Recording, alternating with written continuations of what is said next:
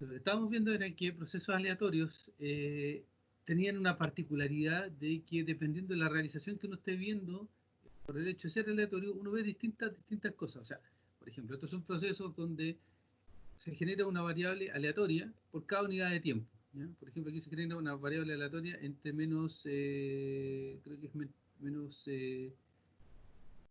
8 y 8, ¿ya? O menos, a ver, sí, menos 8 y 8. Aquí hay algunos ejemplos. Por cada unidad de tiempo se genera una variable al azar. Lo mismo acá. Se generan distintas realizaciones para estas distintas variables aleatorias, pero este es un proceso discreto en el tiempo y este es continuo en el tiempo. La cosa es que cuando nosotros teníamos esto, en realidad si nosotros miramos una realización o una función de muestra, no tenemos la idea completa del proceso, porque si se fijan, esta realización de acá, la que está con verde, ¿ya? O la que está acá con verde, lo que nos muestra es simplemente, bueno, que la curva es así, así, así, pero en realidad si las miramos todo en su conjunto, vamos a tener la idea de que por cada instante de tiempo parece que el proceso puede tomar valores entre, al menos en lo que está aquí, entre menos 6, ¿ya? Y, y más 4 en el eje Y. Y en el eje X parece ser que es continuo. Lo mismo acá, ¿ya? En la de la izquierda. Entonces, hay que mirar esto de una manera más de conjunto, y eso es lo que conversamos el otro día. Y lo que habíamos visto en el curso de teoría de... Además de eso, estaba el hecho de que hacíamos pasar... primero, por el producto de que estaba este tema de que depende de las realizaciones que nosotros tuviéramos enfrente, podíamos ver o inferir una cosa u otra del proceso, es que nosotros recurríamos para el análisis a objetos matemáticos como la estadística, en este caso, conjuntas del proceso. Y eso, lo que mirábamos en el fondo, era la función o secuencia de autocorrelación y la función o secuencia de covarianza, ¿ya? Esas se llaman funciones de autocorrelación o función de covarianza cuando el proceso es continuo y secuencia cuando el proceso es discreto en el tiempo.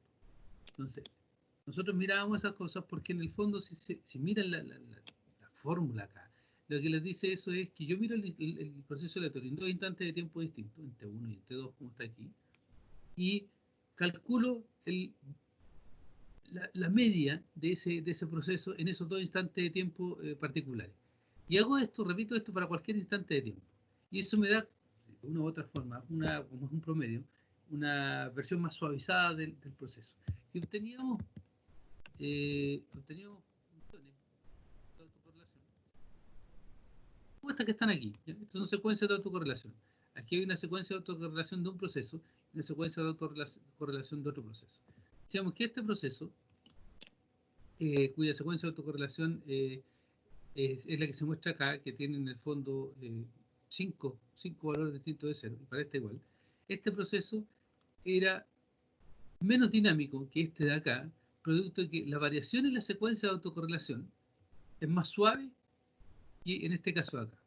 ¿Por qué es más suave? Porque los cambios por una misma unidad de tiempo entre un punto y otro son más suaves aquí, bajo de 0,5 a 0,25 a 0,125, que acá, que bajo desde 0,5 a menos 0,25 y después vuelvo a cambiar a 0,125. Estos cambios son más dinámicos aquí que el de la derecha que en el de la izquierda. Por lo tanto, este proceso es más rápido o tiene mayor dinámica que este de acá, que este de la izquierda, ¿ya? Y eso, acuérdense que venía del hecho de que yo estaba mirando dos instantes de tiempo distintos y tomo el promedio entre esas dos cosas, ¿ya? Y el promedio en el fondo lo pueden pensar si ustedes quieren, como esta es la secuencia de autocorrelación, lo pueden pensar desde el punto de vista, y lo vimos en proceso aleatorio, de que estos son dos vectores, ¿ya? Si yo pienso en el proceso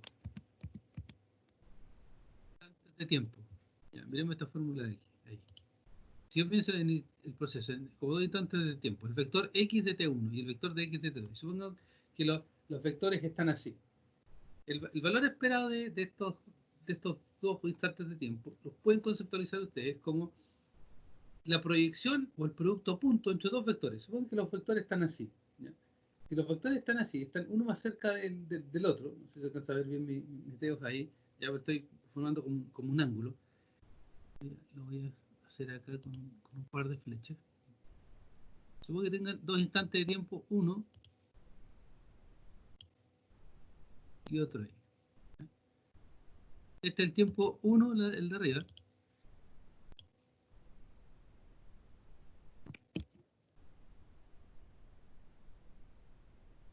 Este es x de t1, la de arriba, y este es x de t2. Yo puedo pensar esta función de autocorrelación como la proyección de t1 sobre t2 o de t2 sobre t1. ¿Ya?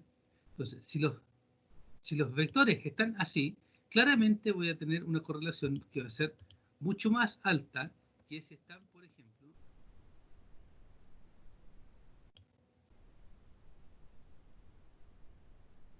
de esa forma. Este es T1 y este es T2. Les recuerdo que el producto punto en álgebra lineal entre dos vectores, lo que me marcaba era el grado de similitud entre ese vector y ese, o lo que es lo mismo, la proyección de ese vector sobre ese. Este se parece un poco a eso porque yo lo puedo proyectar encima, pero en cambio este con este no se parecen mucho, ¿cierto? Porque este no es llegar y proyectarlo encima del otro, tan en contrafase.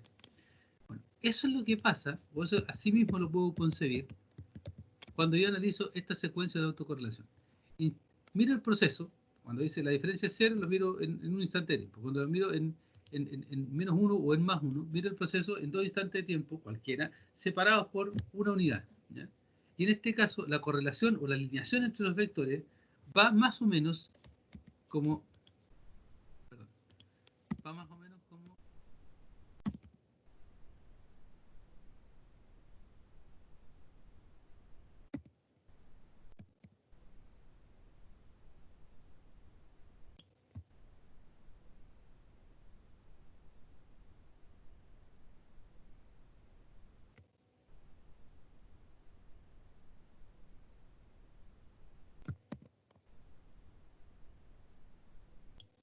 más o menos así.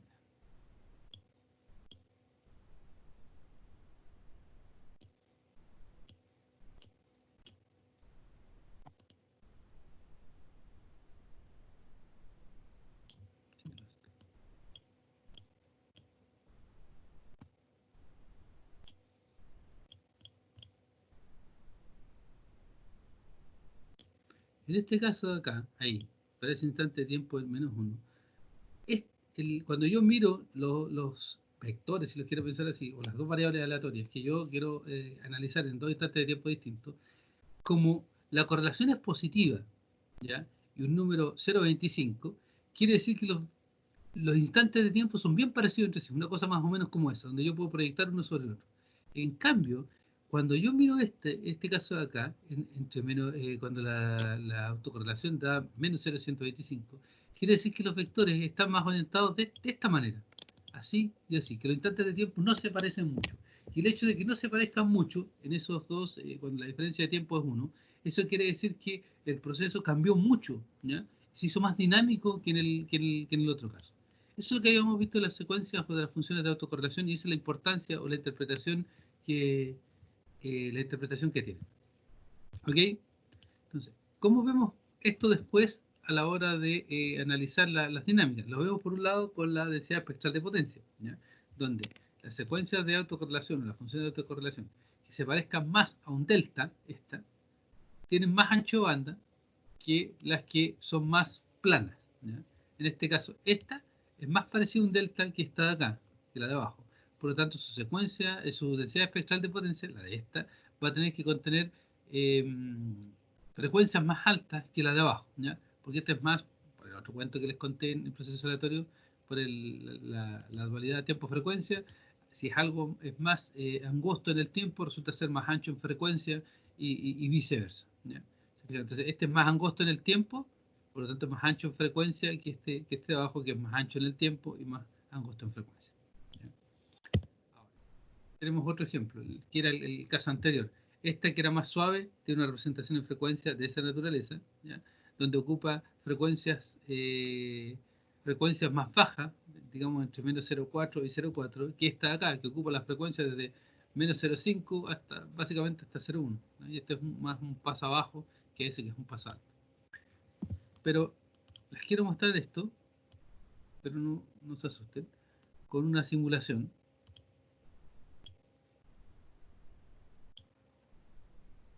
Para que vean más o menos qué es lo que está ocurriendo. ¿Ya? La simulación es algo así. Vamos a partir con algo sencillo. Lo que tenemos aquí, no sé si se alcanza a ver bien el dibujo. ¿Se ve bien? Sí, profe. ¿Sí? Ya.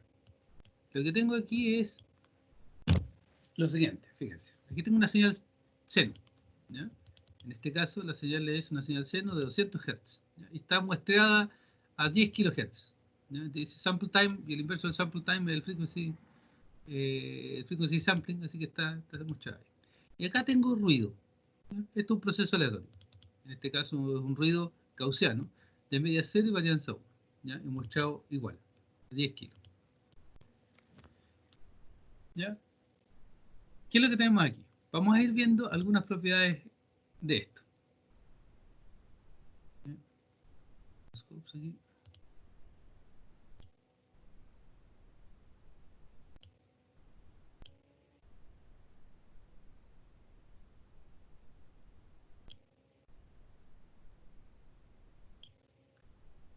No sé si alcanzan a ver las animaciones que vienen saliendo de Ransom. ¿Ya? Esta de acá vamos a ver primero. Este scope de acá, que dice acá Realizations, es este de aquí. Fíjense, lo que tengo como entrada es, por un lado, tengo en el canal azul,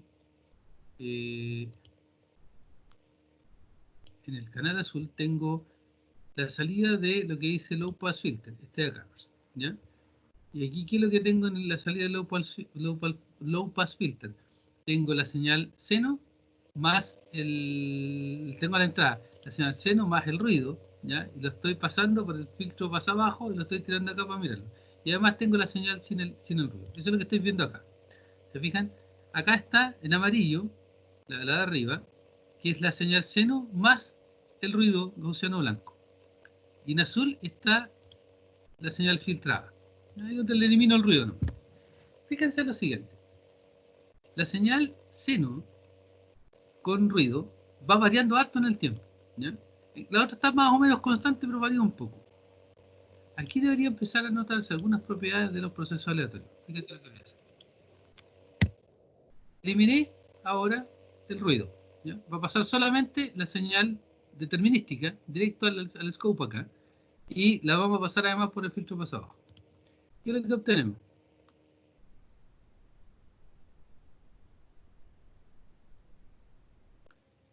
Una señal que es siempre igual, ¿cierto? Y después el filtro lo único que le hace es la deja igual, pero le cambia las bases, la que está en azul. Miren acá, el Spectrum Analyzer es este de aquí, y lo que estoy viendo es, en este caso, la transformada de Fourier, ¿ya? De la señal pasada por el pasabajo y además la señal que viene de la señal seno, ¿ya? Entonces lo estoy viendo aquí y en este caso se ve una curva nomás que está en azul y después está una sobre la otra. Y quiere decir que estoy viendo el espectro de esta cosa de acá. Estoy mirando aquí. ¿Ya? ¿Qué es lo que veo? Cuando la señal es determinística, estas cosas tienen la forma de cualquier función. No hay ruido de por medio. Y el espectro que yo veo es un espectro que, si bien se mueve un poquito, es porque yo estoy haciendo correr esta simulación en el tiempo de manera continua. Si yo ahora cambio esto, y ahora le meto el ruido, quiero que nos fijemos ahora en el analizador de espectro. Este ya lo vimos, que lo que pasaba es que se nos metía un poco de ruido en la señal, ¿cierto? Y se empieza a ver así. Pero miren lo que pasa ahora con la señal, con el análisis de espectro aquí. En azul, voy a mostrar la leyenda. En amarillo, por la parte de arriba, todos los amarillos son en la primera curva, entra la señal más el ruido. ¿Se fijan? Y aparece esto con un espectro absolutamente plano. Quiere decir que esto tiene componentes en todas las frecuencias. Cuando la filtro, ¿ya? La filtro con filtro pasa abajo, esta parte de arriba, la amarilla, baja en este caso a menos 80 dB, lo que quiere decir que se eliminó casi toda la potencia y aparece ruido ahí arriba. Pero fíjense que ahora el espectro ya no es más esa cosa, esa cosa que teníamos antes, que eran dos pics. Esto está en dB, ¿ya? El logaritmo, por eso es que aparece así la, ¿cómo se llama?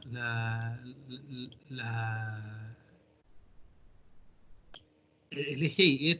Como esto está en dB, no aparecen dos pics absolutamente marcados, sino que aparecen de la manera como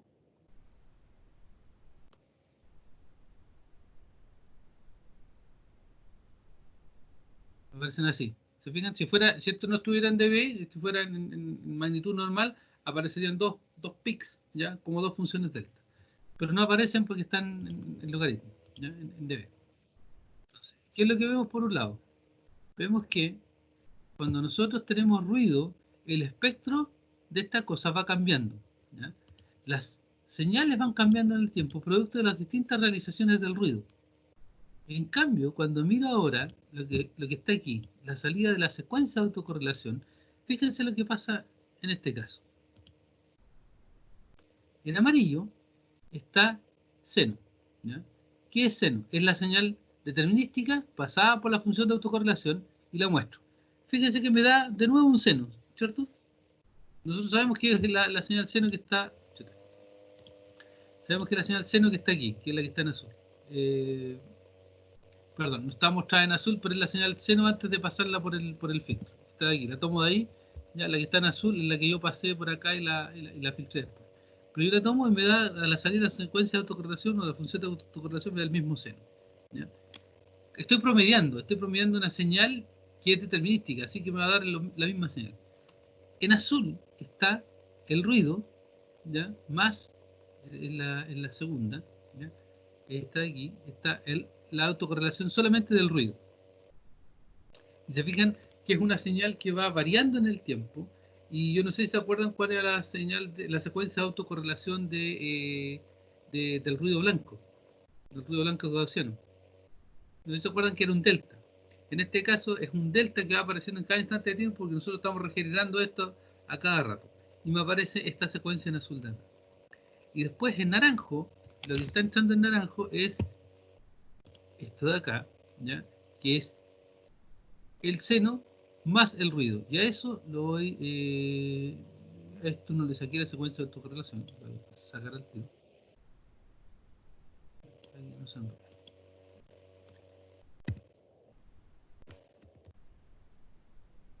Autocorrelación.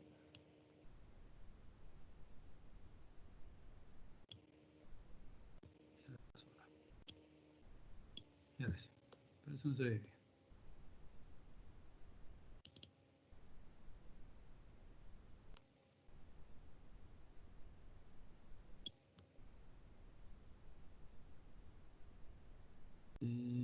Este seno más autocorrelación. Ahí sí.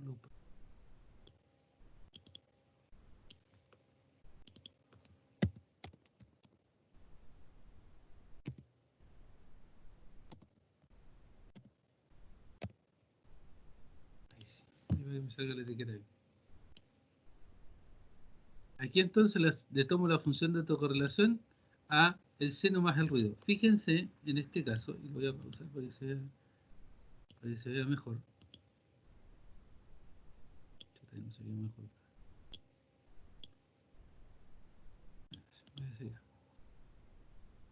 Fíjense que en este caso lo que vemos acá es que el seno, por ser una señal termística, sigue apareciendo ahí tal cual estaba, ¿ya? El ruido blanco es esa secuencia de delta que están ahí, y si ustedes ponen un poco de ojo ahí, se va modulando, en el naranjo se va modulando un poco el- el seno, y esto lo vamos a ver ahora de la siguiente manera. Fíjense que lo voy a filtrar un poco para que se vea.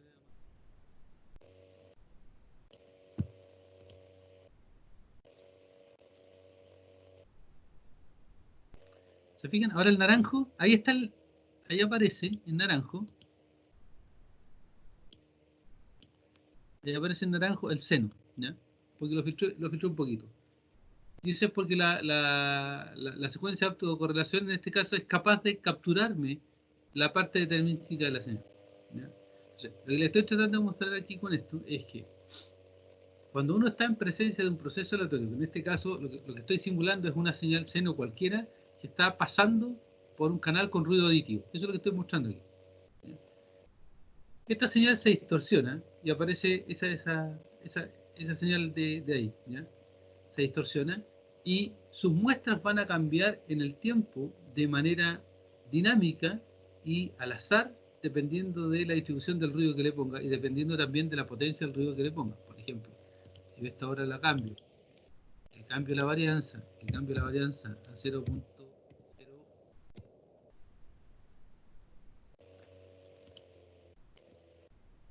el resultado va a ser un poco distinto. Si fijan, tengo menos ruido y las cosas empiezan a parecerse más a lo normal, a lo que originalmente veía. ¿Ya?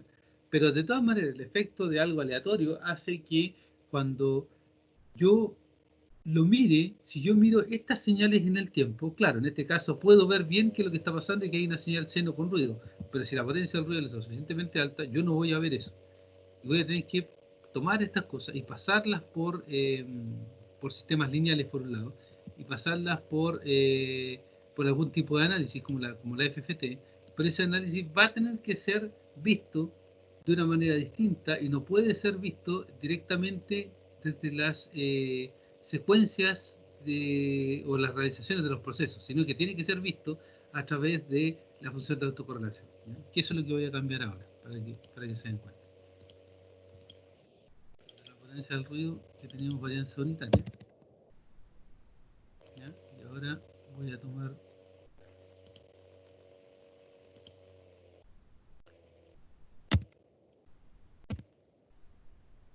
la señal más el ruido. Perdón, desde aquí.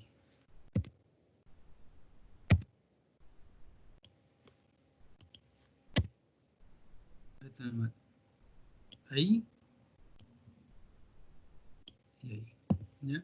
Se fijan, ahora tomé el espectro de la señal determinística después de pasarla por la secuencia de autocorrelación y ahora te estoy tomando. Chuta, perdón. No viene. Eh, Secuencia de autocorrelación. Eso es solo el ruido. Voy a sacar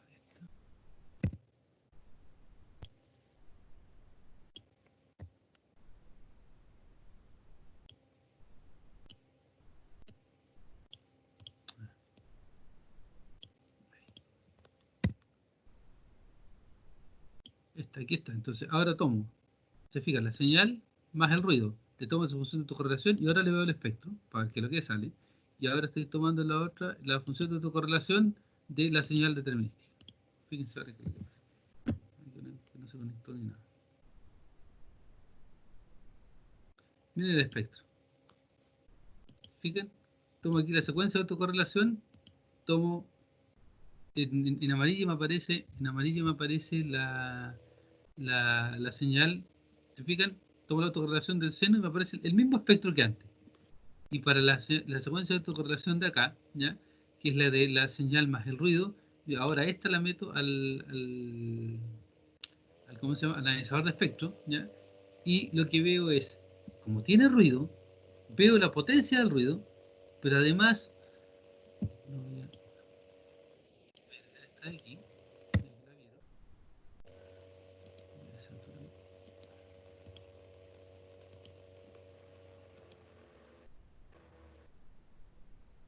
una señal de entrada nomás.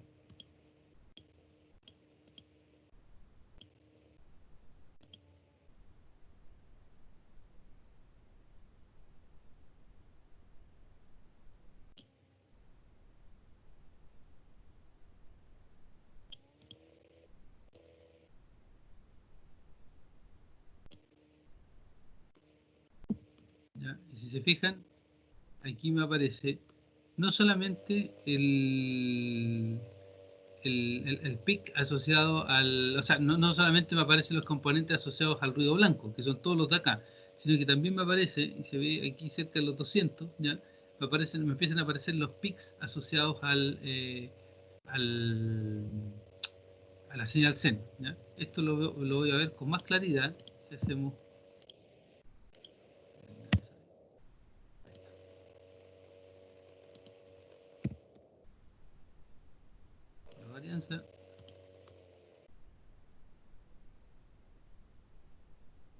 ¿Se fijan? Ahora, como la potencia del ruido la disminuí, con la potencia del ruido la disminuí, veo claramente los pics ahora de la de la de la señal seno, ¿ya? Que están ahí en 200 Hz. ¿Ya? Ahí se ve esa situación. ¿Ya? Ahora, voy a estresar un poquito más la idea y voy a meter una simulación más de comunicación, porque esto es más estándar. ¿Ya?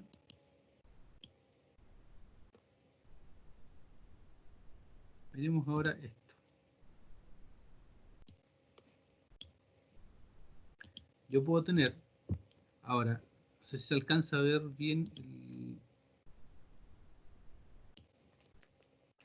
no sé si se alcanza a ver bien lo que tengo aquí.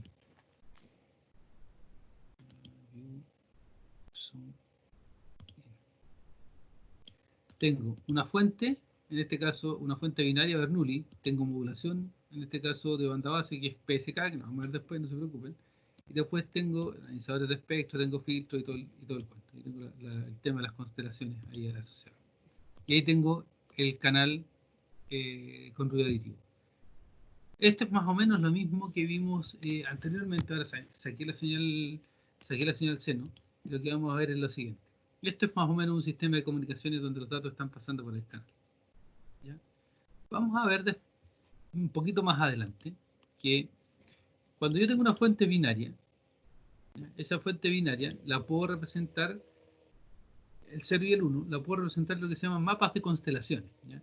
Y los mapas de constelaciones, por ejemplo, yo estoy representando el 1 aquí y el 0 acá, ¿ya? En ese mapa de ahí.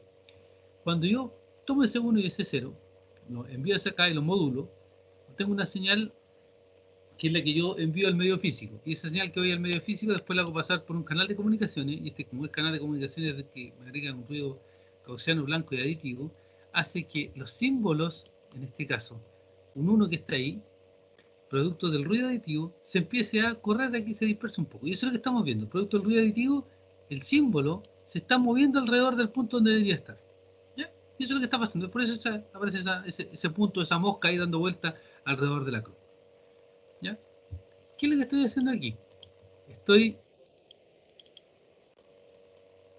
enviando, perdón, en este caso era un cero, estoy enviando solamente ceros en el canal de comunicaciones. Si yo envío, si dejo la probabilidad de un 0 en 0,5, la del 1 va a ser 0,5, entonces yo lo que voy a ver ahora, producto de mi simulación, es que, ¿se fijan?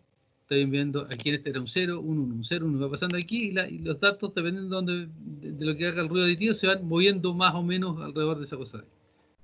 Si yo veo eso, voy a buscar esto y veamos el caso, en este, siempre un 0, la probabilidad de 0 es, de enviar un 0 es un 1. Miremos lo que pasa. Eso, si yo envío siempre la misma señal, el mismo 1, entonces estoy en un caso determinístico. ¿Ya? Miremos qué es lo que tengo acá. Ahí están las constelaciones, van pasando los datos como les digo. Y miren lo que tengo en cada uno de estos gráficos de aquí.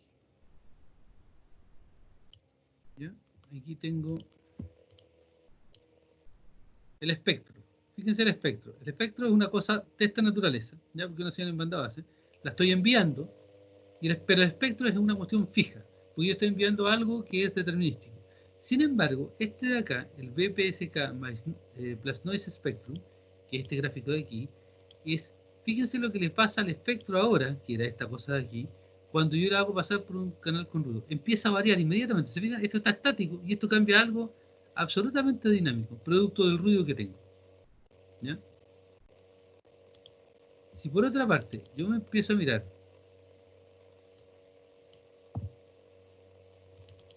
qué es lo que pasa con las señales, yo estoy enviando en este caso siempre un 0, ¿cierto? Eso es lo que dijimos.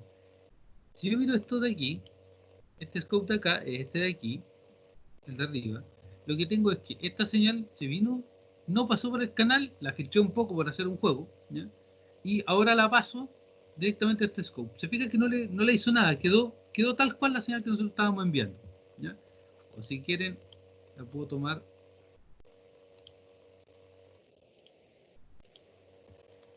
La puedo tomar directo. ¿Ya?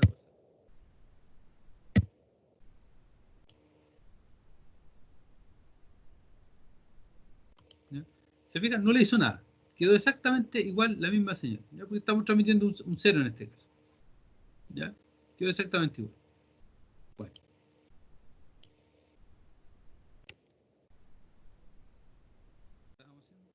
Si ahora yo me dedico a mirar esta de acá, esta de aquí, fíjense, yo estoy transmitiendo siempre lo mismo, pero siempre transmitiendo un cero, ¿ya?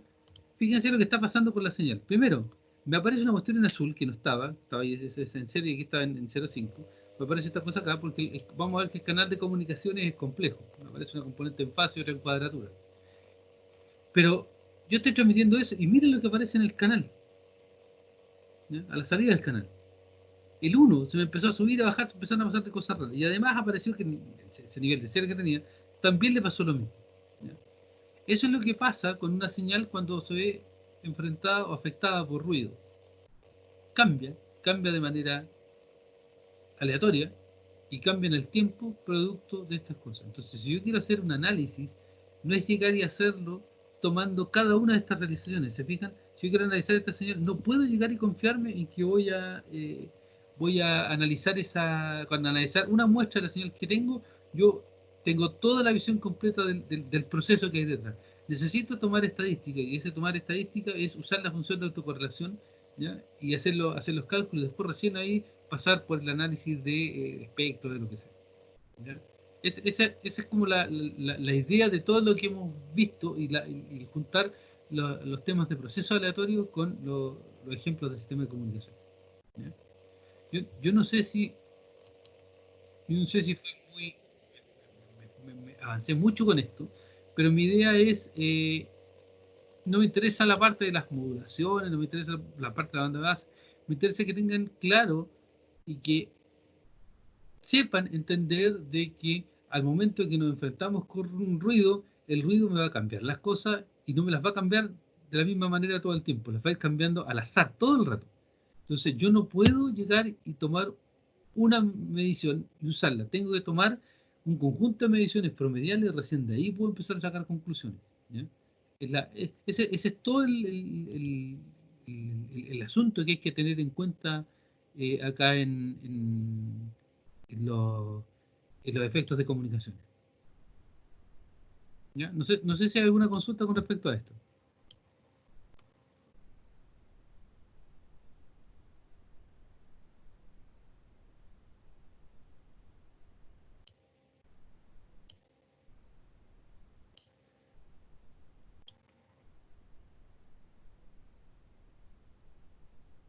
Yo sé que esto es bastante más avanzado que el repaso que estamos haciendo. Me interesa por ahora que se queden con lo siguiente. El concepto de ruido, que es lo que le hace a las señales, ¿ya? La teoría que hay detrás no me interesa mucho en el sentido de que nosotros lo vamos a usar así las cosas en el concepto del curso, ¿ya? Si vamos a hacer simulaciones, vamos a hacer cálculos como los que hicimos, o sea, pero si vamos a hacer cálculos, vamos a hacer como lo que hicimos en la tabla esa, y vamos a hacer simulaciones de este estilo, ¿ya? Donde vamos a tener una modulación, vamos a tener una fuente, nosotros vamos a ir ajustando parámetros aquí y vamos a ir viendo qué es lo que pasa, ¿ya? Esa es la idea del curso. No van a hacer cálculos a mano de la función de autocorrelación, ese tipo de cosas, pero ya el curso que tuvieron para hacer eso ya pasó, ¿ya? Ahora lo que me interesa es que lo apliquen todos estos conceptos en la idea de comunicaciones, ¿ya? En los escenarios de comunicaciones, y para eso hay que empezar a jugar con estos parámetros. O sea, ¿qué es lo que pasa aquí? Si me voy de la probabilidad de ser, si este canal lo hago asimétrico, ¿cómo queda? Si no lo hago asimétrico, ¿cómo queda? Que es un poco lo que estamos viendo en los otros cálculos que están haciendo en la planilla. Pero tienen que ir juntando las piezas que ya tienen de sus otros cursos, ¿ya? Esa es la primera idea aquí. ¿Alguna duda con eso?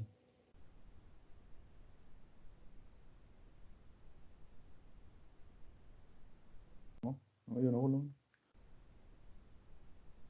Fue muy avanzado. O sea, yo sé que hay muchas cosas que se perdieron,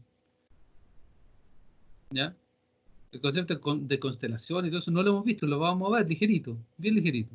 Pero me interesa, insisto, que pongan esto dentro del marco de lo que estamos haciendo, que es un curso de comunicaciones digitales. En eso estamos, no estamos en proceso aleatorio, no estamos en estadística aplicada, eso ya fue. ¿Ya? Tiene que ser dentro de este contexto.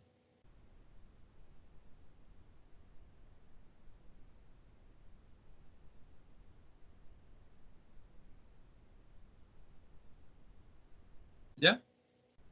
Ahora, no voy a alcanzar a ver esto, pero voy a tratar de dejarles la idea y el bichito dando vuelta. ¿Ya? Que tiene que ver con el teorema muestreo. En el caso del teorema muestreo, eh, la pregunta que nosotros nos estamos haciendo es la siguiente. Voy a compartir, no voy a dejarlo así porque voy a necesitar hacer otras cosas más. La pregunta que nos tenemos que hacer es la siguiente. Fíjense lo que tengo ahí. Tengo tres señales, ¿ya? Tengo la XC1, la XC2 y la XC3.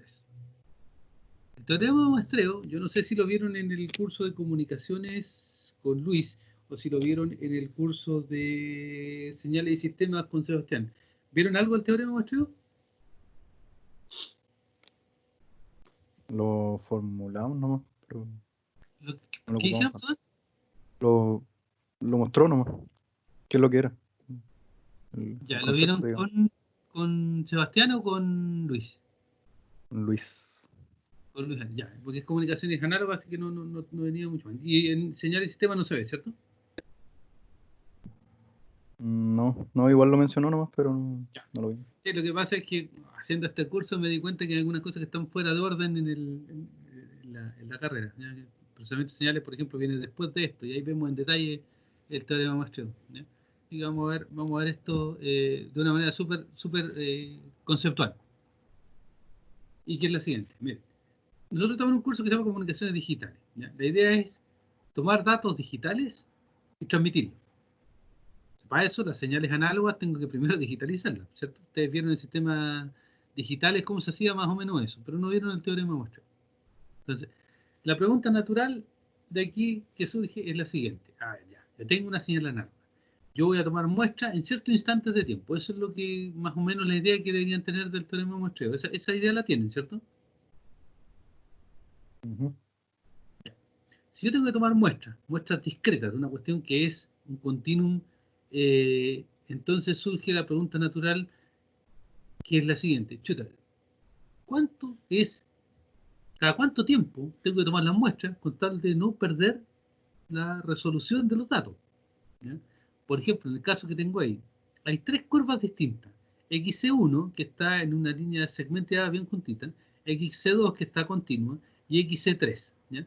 Yo aquí en este caso estoy tomando muestras a un periodo T. Y si fíjate, estoy tomando las muestras en los puntos más complicados posibles. ¿Ya?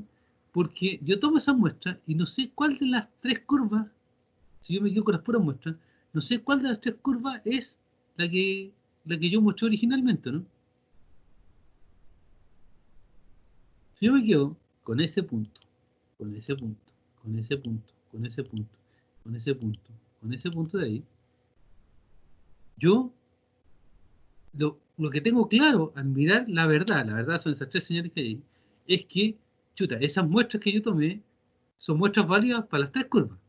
Entonces, si a mí me entregan las curvas, me dicen reconstruye, ¿cuál de las tres tengo que reconstruir?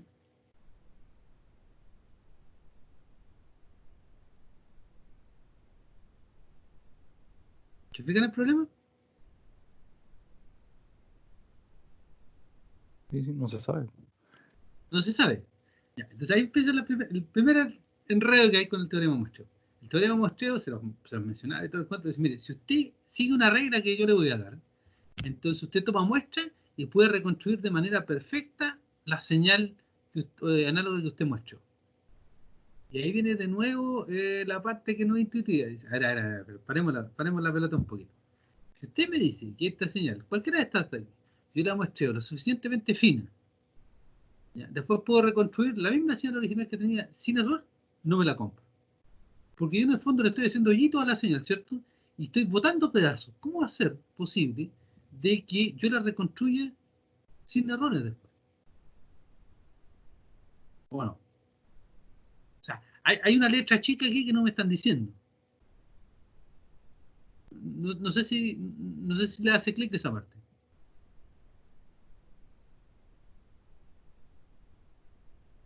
¿Ya? Si yo voy a muestrar una señal a una tasa súper alta, no infinita, una tasa súper alta, entonces yo igual voy a perder puntos entre medio. ¿Cómo es la cuestión? De que yo le voy a poder recuperar la señal original con error cero, que es como les dice el teorema de muestreo. Tiene que haber ahí un problema que no estoy viendo, tiene que haber algo que no estoy viendo. ¿Ya? Bueno, el teorema de muestreo les da una receta que les dice, mire, si usted tiene una señal que es de banda limitada, ¿ya? Y tiene una frecuencia máxima que es f, entonces usted muestre al doble más un pelito de eso, ¿ya? A 2f más epsilon, muestre así y se le garantiza que cuando usted la reconstruya, la reconstrucción va a ser perfecta. ¿Ya? La letra chica es, la reconstrucción es perfecta en el sentido de la frecuencia, pero en el tiempo, el espectro va a ser el mismo, pero en el tiempo ustedes van a tener que interpolar de alguna manera y no va a quedar exactamente la misma señal original. Es el primer tema. Y lo otro es, ya ok, me compro esa de que si yo muestreo bien, sigo las reglas del teorema de muestreo, voy a poder reconstruir una señal, no va a ser exactamente la misma original, pero sí el espectro, la componente espectral de esa señal se va a mantener. La pregunta es, bueno, y si no le hago caso a usted y muestreo mal, no hago esa regla, no sigo esa regla del doble de la frecuencia máxima, ¿qué pasa? ¿Le contaron ese cuento?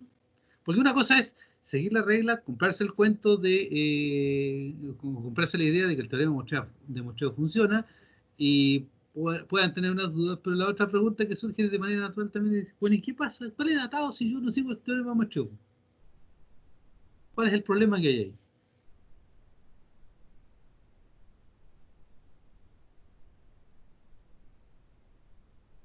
¿Alguien sabe?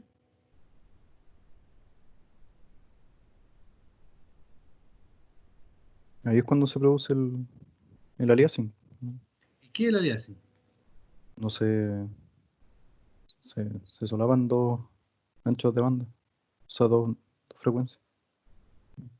¿Ya? ¿Y cómo se entiende eso?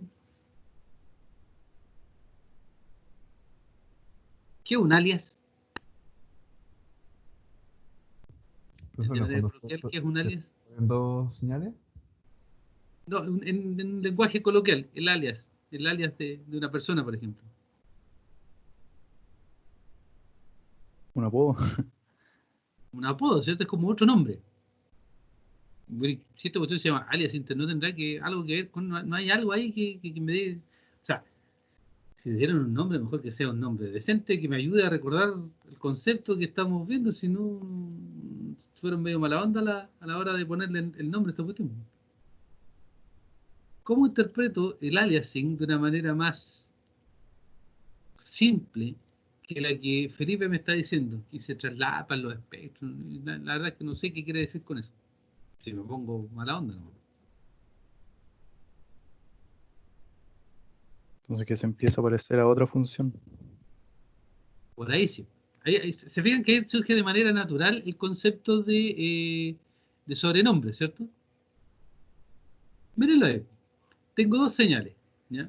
Si yo las muestreo en ese punto, en ese punto, en ese punto, en ese punto, en ese punto, en ese punto, en ese punto, en ese punto, en ese punto, la verdad es que puede ser cualquiera de las dos, ¿cierto? Se confunden. ¿Cuál es el pecado que cometí aquí? Ninguno, ¿ya? ¿Por qué? Porque si yo muestreo esta señal, la azul, a esa tasa, la estoy mostrando bien. En cambio, la negra, ahí sí que estamos mal. La negra tenía una frecuencia máxima y yo la estoy mostrando a una frecuencia de muestreo que es más baja que el doble de esa frecuencia máxima. Y ahí es donde, y aquí está el concepto de aliasing, si yo muestreo esta señal, la negra, ¿ya? En esos puntos aquí, S, yo voy a creer que es la señal azul. ¿Se fijan? Eso es aliasing. Les aparece una frecuencia, producto que ustedes no respetaron el teorema de muestreo. Ustedes ven señales a una frecuencia o ven porciones de una señal a una frecuencia que realmente no son las que eran. Aquí hay aliasing espacial. Bien. Esa foto de arriba está bien tomada y no tiene aliasing. Esa foto de abajo tiene aliasing. ¿Se fijan que aparecen cosas que no estaban? Se sopló la pintura, va a decir alguien que sea experto en construcción. ¿Ya? Miremosla de otra manera. Y aquí, Profe, sí, entonces uno tendría que sí, cambiar la frecuencia de muestreo. ¿perdón? Uno tendría que cambiar la frecuencia de muestreo para que quede bien. ¿Para cuál? ¿Para esta imagen de acá? ¿Para las Ah, señales? ¿sí? Claro. Si yo estoy mostrando el azul y la muestreo a esa taza, tomo una muestra ahí, otra ahí, o ahí parece que va la otra. Ahí, ahí, ahí, ahí. Esa frecuencia de muestreo es mayor que el doble de la frecuencia de esta señal. Y eso es obvio, porque miren, ¿cuál es el periodo de esta? De aquí hasta aquí, ¿cierto? Es un hertz, ¿cierto? Ujú. Perdón, bueno, el periodo de un hertz, el periodo, estoy hablando de estupidez, más me está quedando grabado. El periodo es un segundo, ¿ya? Y la frecuencia es un hertz. ¿Qué me dice el teorema de muestreo? ¿Cómo tengo que mostrarlo? ¿Qué tasa? Al menos a 2, ¿cierto? A 2 hertz. Cuando muestreo a 2 Hz, la frecuencia de muestreo es el inverso de 2, o sea, es 0,5. O sea, tendría que tomar una muestra aquí. Perdón, ahí está 0,05 está aquí, ¿cierto? Tendría que tomar una muestra ahí y la otra ahí. Ese es el mínimo, ¿ya? Si tomamos 3, estamos mejor todavía. Y ahí la espacio igual. Pero fíjense cuántas estoy tomando aquí. 1, 2, 3, 4, 5, 6, 7, 8, 9. ¿Ya? Así que estoy contando esto. Y por lo menos el periodo de muestreo es algo así como, digámoslo, 0,2. ¿Ya? Y con eso estoy cumpliendo con el teorema de muestreo. En cambio, fíjense aquí, la frecuencia de esta, el periodo de esta es 0,2. El inverso de 0,2 en este caso es 10 Hz, ¿o no? O 5 Hz, perdón. 5 Hz. Para poder muestrear esa bien, yo tengo que muestrear al menos a 10 Hz, ¿o no? Tengo que tomar al menos unas 10, 11 muestras por periodo. O sea, unas 11 muestras por segundo. Y claramente no lo estoy haciendo, porque estoy tomando 9, como les conté recién. ¿Ya? Entonces, para mostrar bien la negra, lo que tengo que hacer es cumplir con el teorema de muestreo, y eso es muestrear o tomar muestras al doble, más un poquito más de la frecuencia que tiene máxima que tiene la señal. Las muestras son senoidales, tienen un puro tono. ¿Ya? Bien, lo que les voy a mostrar ahora es, les voy a mostrar y les voy a hacer escuchar si es que suena el parlante al otro lado. Les voy a hacer escuchar el aliasing. ¿Ya? Y que es lo siguiente. Y con esto cerramos la clase de hoy. Voy a generar una frecuencia de 800 Hz, ¿ya? Y esa frecuencia de 800 Hz la voy a muestrear a, en este caso, 2 por 1024. Yo uso 1024 porque la tarjeta de sonido tiene que ser, hay que usar muestreo que sean múltiplos de 1024, ¿ya? El teorema de Nyquist para muestrear, ¿ya? Me dice que si la frecuencia es 800, yo debería muestrarla al menos a 1600, ¿cierto? ¿Cierto? Sí, ¿Se alcanza a ver el código ahí o no en la pantalla? ¿O no? ¿O es muy chico? No sé si se alcanza a ver. sí, está bien. Lo que no sé si se va a alcanzar a ver es esto. ¿Se alcanza a ver? Ah, ya.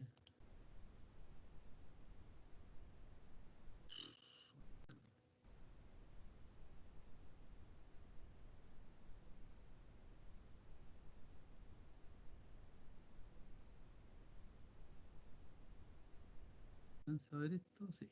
Sí, sí, ¿ya? Voy a mostrar esto ahí entonces. Fíjense. Díganme si se escucha al otro lado. Voy a generar el tono, voy a generar una señal seno, en este caso coseno en realidad, de frecuencia 800 y la voy a hacer sonar por 2 segundos. Y la voy a mostrar bien, ¿ah? A 2 veces 1024. A ver si díganme si se escucha al otro lado.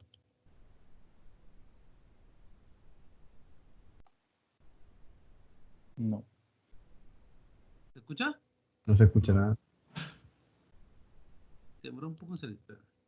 Pero, profe, ¿y si manda el código y lo copiamos nosotros en MATLAB Sí, para escucharlo? sí, se los voy a enviar, si no, no tengan problema.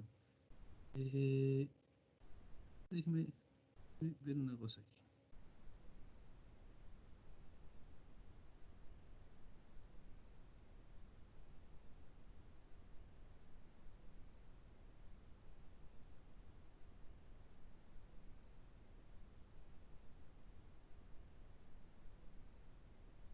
Ustedes lo escuchan, pero por lo menos voy a hacer esto. Eh, la cámara.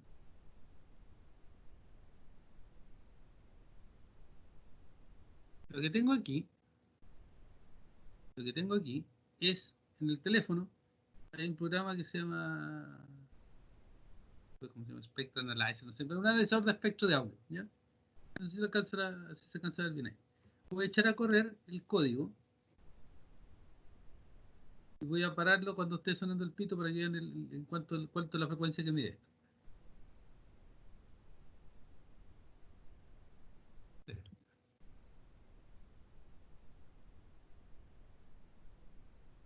Fíjense, ¿alcanzan a leer ahí el pic máximo en cuánto está? 797. 797, exactamente. 797 Hz, ese es el pito que dice sonar que ustedes no escucharon, pero les voy a dejar el código, ¿ya? 797 Hz, está bastante preciso, ¿cierto? Ahora, voy a cambiar el código y voy a mostrar mal.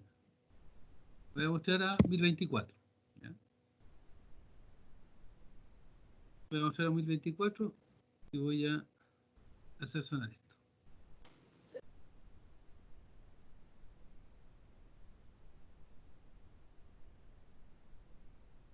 Fíjense lo que me dice el MATLAB aquí, ¿ya?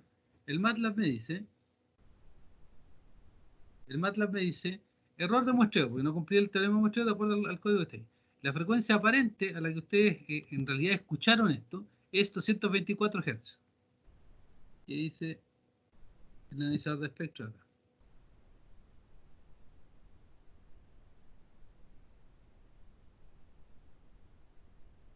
¿Qué dice?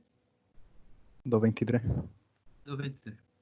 Eso es aliasing. Yo mostré mal la señal. No cumplí con el mostrar a mayor de 1600. Entonces, el tono de 800 Hz yo lo escucho como uno de 224. 223 de acuerdo al analizador de espectro, pero no importa. El que estoy usando. Eso es aliasing. Que ustedes, por no cumplir con el teorema muestreo, empiezan a, en este caso, escuchar cosas raras que no son las que realmente tenían que haber escuchado. Ese concepto es el que hay que tener muchísimo cuidado tanto en comunicaciones como en procesamiento de señales, porque les hace ver o escuchar cosas que realmente no son las que estaban ahí, ¿ya? Entonces, ese tema se resuelve simplemente cuando ustedes hacen caso de lo que es el teorema muestreo. Ese es el concepto de aliasing. Esa es la idea que hay que tener de cuando yo voy a mostrar una señal, hacer caso al teorema muestreo, porque si no, voy a empezar a, como les digo, a escuchar o ver cosas raras que no estaban cuando ustedes lo empiezan a analizar. ¿Ya? No sé si, no sé si tiene alguna pregunta. Y eso puede pasar en cualquier señal, ¿cierto? Ya sea de sonido, sea una imagen, sea cualquier Sí, cosa. de hecho, eso fue un poco la idea. Le acabo de mostrar una señal en el tiempo, ¿cierto? Donde está en esta diapo de acá.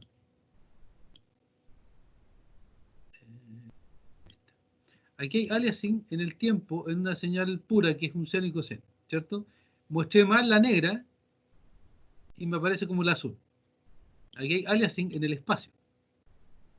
Hay una foto que no usé un filtro adecuado, entonces me aparecen esas onditas ahí y que me hacen ver una frecuencia espacial que es más baja que las frecuencias espaciales que tengo acá, porque las frecuencias espaciales ahí son cosas así, ¿ya? Son rectángulos.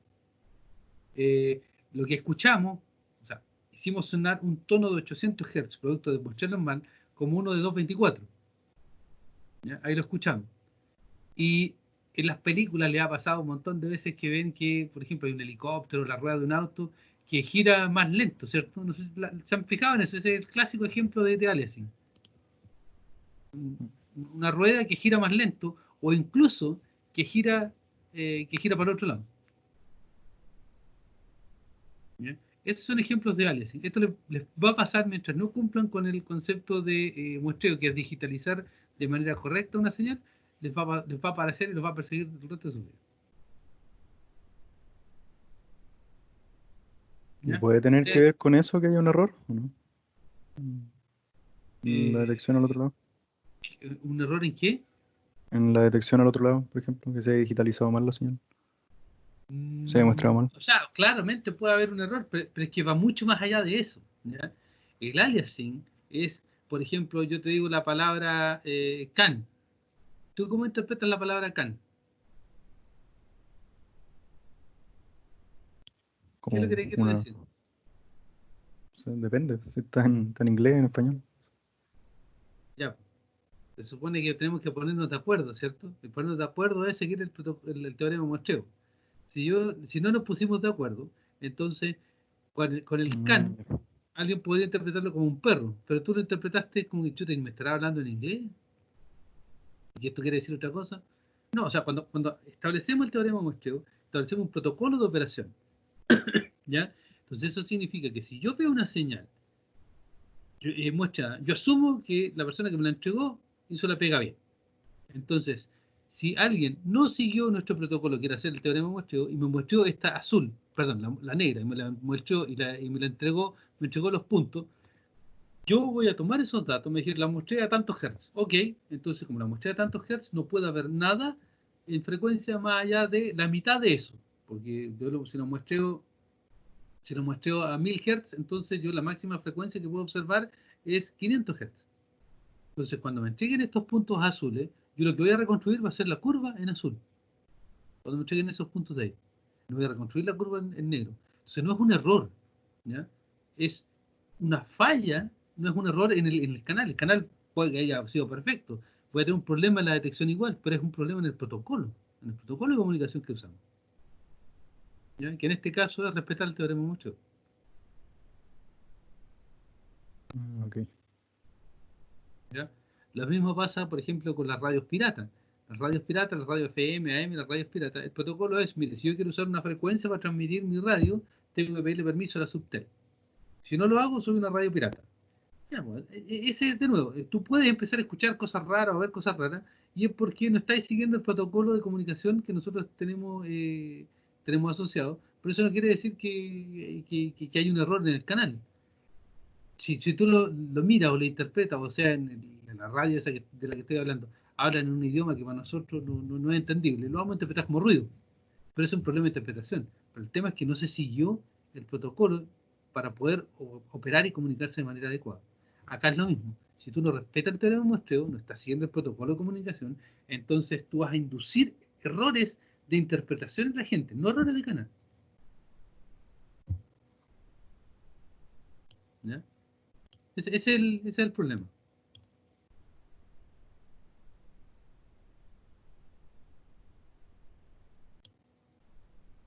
¿Más consulta?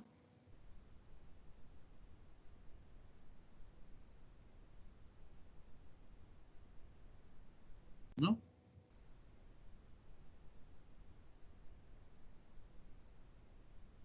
Sumo esto entonces como uno y lo dejamos hasta acá. Que estén muy bien, que tengan buen fin de semana, cuídense y no salgan. Chao, profe.